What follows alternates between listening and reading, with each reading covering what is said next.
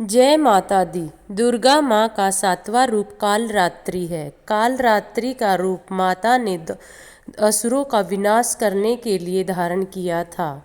कालरात्रि माँ की कथा। एक बार शुंभ निशुंभ नाम के दो दानव थे। उन्होंने घोर तपस्या करके ब्रह्मदेव को प्रसन्न करके यह वरदान प्राप्त किया कि उसे धरती लोक और देवलोक पर कोई पराजित नहीं कर सकता। इस वरदान के प्राप्त करने के पश्चात वह ऋषि मुनियों पर अत्याचार करने लगे और धरती पर सभी राजाओं को पराजित करके पूरी धरती पर अपना राज्य स्थापित कर लिया। उसके बाद उन्होंने देवलोक पर भी आक्रमण कर दिया। देवलोक पर आक्रमण से इंद्रदेव को पराजित किया और देवलोक पर भी अपना शासन स्थापित कर लिया। इससे सभी देवतागण भयभीत होकर ब्रह्मदेव के पास पहुँचे। वहाँ ब्रह्मदेव से उन्होंने विनती की कि हे ब्रह्मदेव, आपने यह कैसा वरदान शुंभ निशुंभ को दे दिया, अब हम कहाँ जाए। सभी देवतागण अपने आँखों में अश्रुधारा लेकर यह हाथ जोड़कर विनती करने लगे। इस पर ब्रह्मदेव कहते हैं कि जो मेरी तपस्या करते हैं मुझे उनको वरदान देना ही पड़ता है, परंतु अब उनका निकट समय नज़दीक आ गया है। माँ दुर्गा उनका अंत जरूर करेगी। यह सब कहकर ब्रह्मदेव शिव शंकर भोलेनाथ के पास पहुँचते हैं और उनको स्थिति बताते हैं। इस पर माता दुर्गा अपना सातवां रूप कालरात्रि का बनाती है और वहीं पर्वत पर समाधि में लीन हो जाती है। कुछ समय पश्चात शुंभ निशुंभ के सेनापति वहां आते हैं और उन्हें जाकर सारी स्थिति से अवगत कराते हैं। इस पर शुंभ वहां आता है और माता का इतना सुंदर रूप देखकर वह अचंभित हो जाता है और माता को कहता है, आप इतनी सुंदर नारी हो, आपको मेरे भाई को पति के रूप में स्वीकार करना चाहिए, क्योंकि हमने धरती और देवलोक सभी को प्राप्त कर लिया है। हमसे शक्तिशाली कोई भी इस धरती और पाताल लोक पर नहीं है। माता समाधि में लीन रहती है, लेकिन शुंभ यह जानता भी था कि उनका अंतकाल एक नारी के हाथों ही होगा। यह सब सोचकर वह वहां से चला जाता है और अपने सेनापति चंड और मुंड को उनको अपने पास लाने के लिए बोलता है कि बंदी बनाकर उसे यहाँ लाओ।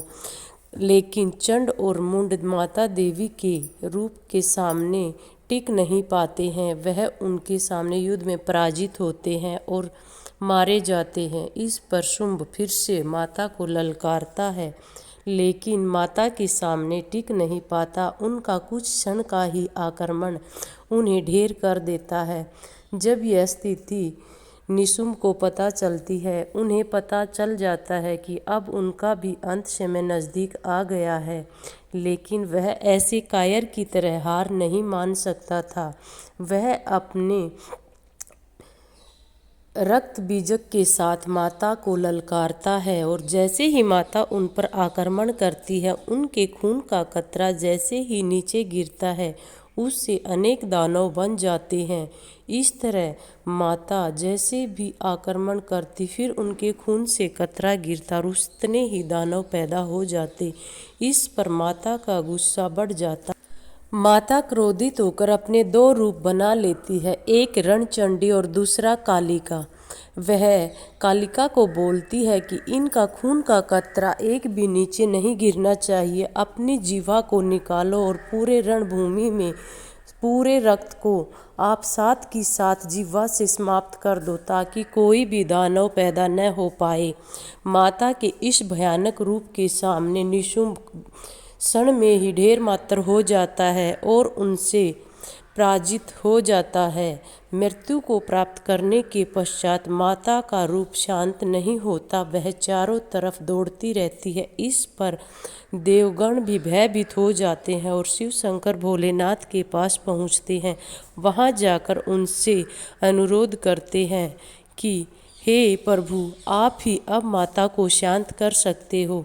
तब शिवजी रणभूमि में पहुंचते हैं और नीचे लेट जाते हैं। जैसे ही माता का पैर शिवजी को छूता है, उनका क्रोध शांत हो जाता है। तब माता अपने शांत रूप में आ जाती है। माता का यह रूप सिर्फ देवता गणों के लिए शुभ होता है और दानवों के लिए भयंकर विनाश करने वाला होता है। इसी तरह जिस तरह माता ने दानव का विनाश कर दिया, इसी तरह माता अपने भक्तों की सभी बुराइयों को, कुरीतियों को समाप्त कर देती है। उनके मन में शांति, वात्सल्य और प्रेम झलकता है और अपने भक्तों पर अपनी कृपा हमेशा बनाए रखती है। और समय के अनुसार जब भी उनके भक्तों पर कोई कष्ट आता है तो माँ काली का रूप धारण करके उनके सभी दुखों और कष्टों को हर लेती है। इसी के साथ जय माता दी। आपको हमारी ये वीडियो अच्छी लगे तो लाइक करें, हमारे चैनल को सब्सक्राइब करें। माता अपने सभी भक्तों की मनोकामना पूर्ण करे। जय माता दी।